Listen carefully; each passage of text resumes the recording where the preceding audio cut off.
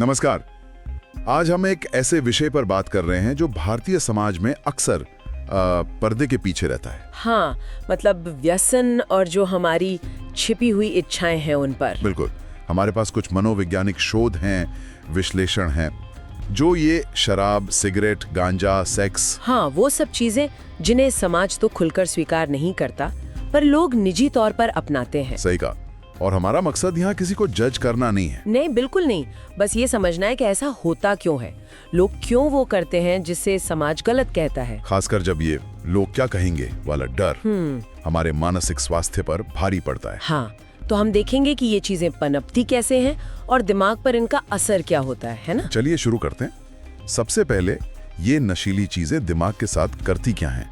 मैंने सुना है ये दिमाग को हाईजैक कर लेती हैं। हाँ, ये हाईजैक शब्द काफी सही है। ज्यादातर नशीले पदार्थ हमारे दिमाग के रिवॉर्ड सर्किट को, जिसे मेसोलिम्बिक डोपामाइन सिस्टम कहते हैं, अच्छा, उस पर सीधा असर डालते हैं।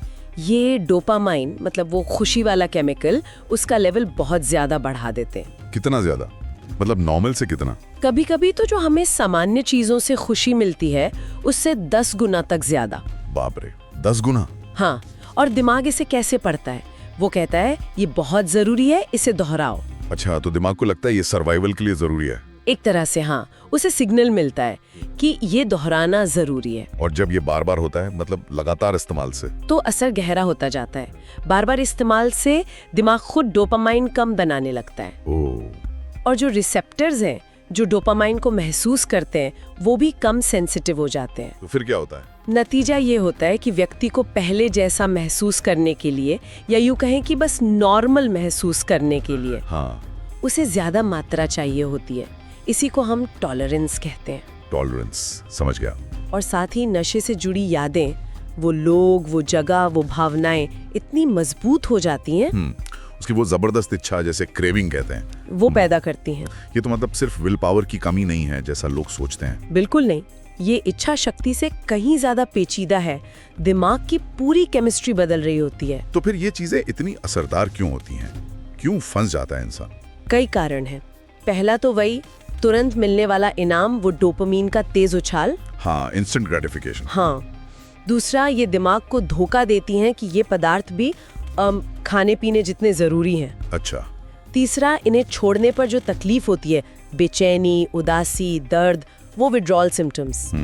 और सबसे जरूरी, ये धीरे धीरे दिमाग के सर्किट को ही बदल देती हैं। तो मतलब अलग अलग चीजें अलग तरह से काम करती होंगी, जैसे निकोटीन, शराब, गांजा। हाँ, तरीके थोड़े अलग होते हैं पर निशाना अक्सर वही रिवॉर्ड सिस्टम होता है। जैसे निकोटीन बहुत तेजी से असर करके डोपामीन रिलीज कराता है। शराब दिमाग को धीमा करती है, GABA न्यूरोट्रांसमीटर को बढ़ाकर। अच्छा, इसलिए शायद शांति या रिलैक्सेशन महसूस होता है। हाँ, और गांजे में जो THC होता है वो सोचने समझने, याददाश्त, खुशी के एहसास, इन सबको बदलता है। पर अंत में सब कहीं ना कहीं उसी रिवॉर्ड पाथवे पर असर डालते हैं। और यहीं पर भारतीय समाज का वो दोहरापन सामने आता है जिसकी हम बात कर रहे थे। बिल्कुल, सबके सामने संयम की बातें, दिखावा, और अंदर ही अंदर अपनी इच्छाओं से, शर्म से एक लड़ाई। हाँ, और ये समझना जरूरी है कि ये जो समाज का दबाव है, ये जो जजमेंट है, ये सिर्फ शर्म नहीं बढ़ाता, ये दिमाग को भी इस तरह से ढाल सकता है कि छिपकर राहत पाना एक आदत बन जाए। मतलब जब आपको अपनी भावनाओं या इच्छाओं को खुलकर बताने की कोई सेफ जगह नहीं मिलती, हाँ, तो लोग अक्सर छिपकर या कभी-कभी जोखिम भरे तरीकों से उन्हें पूरा करने लगते हैं। ये दबाने से इच्छा खत्म नहीं होती, वो और तेज हो जाती है। तो क्या अलग अलग व्यसनों के पीछे कुछ खास मनोवैज्ञानिक वजह भी होती हैं, जैसे कोई शराब क्यों पीता है या कोई सिगरेट? हाँ, अक्सर होती हैं। जैसे शराब कई बार सामाजिक दबाव या पारिवारिक तनाव से बचने का एक तरीका बन जाती है, या शायद अपनी पहचान से भागने का, वो भी, या फिर बस लोगों से घुलने मिलने का एक जरिया, बिना गहरे भावनात्मक जुड़ाव के। और सिगरेट या गांजा? वो कई बार विद्रोह का सिंबल होता है या किसी ग्रुप में फिट होने की कोशिश। कभी कभी लोग चिंता या ADHD जैसी चीजों के लिए इसे सेल्फ मेडिकेशन की तरह इस्तेमाल करते हैं, खुद को शांत करने के लिए। हाँ, या फिर आत्मविश्वास या क्रिएटिविटी का एक झूठा एहसास पाने के लिए। और विडंबना देखिए, क्या हम मानसिक स्वास्थ्य की समस्याओं पर कितनी जल्दी राय बना लेते हैं, पर सिगरेट जैसी चीजों को बहुत हल्के में लेते हैं, नजरअंदाज कर देते हैं। सही कहा। और सेक्स से जुड़े व्यसनों का क्या? वो तो शायद सबसे ज्यादा टैबू वाला विषय है। बिल्कुल, उसके पीछे अक्सर अधूरी या गलत सेक्स एजुकेशन, शर्म के माहौल में परवरिश, अकेलापन या शादीशुदा जिंदगी में वो इमोशनल और फिजिकल इंटीमेसी की कमी, ये सब कारण हो सकते हैं। तो जब स्वस्थ तरीके से जरूरतें पूरी नहीं होती, हाँ, जब वो स्वस्थ संवाद और जुड़ाव का रास्ता बंद लगता है तो लोग पोर्नोग्राफी या सीक्रेट अफेयर्स जैसी चीजों में शायद राहत ढूंढते हैं, पर असल में ये चीजें उस भावनात्मक खालीपन को और बढ़ा देती हैं। क्या पुरुषों और महिलाओं में इसका असर और कारण अलग होते हैं? हाँ, कुछ जरूरी अंतर देखे गए हैं। पुरुषों में अक्सर वो साथियों का दबाव, रिस्क लेने की आदत, परफॉर्मेंस प्रेशर, अच्छा, और मदद मांगने में हिचकिचाहट, वो मर्द को दर्द नहीं होता वाली सोच के कारण। हाँ वो तो है। वहीं महिलाएं कई बार ज्यादा तेजी से एडिक्शन का शिकार हो सकती हैं।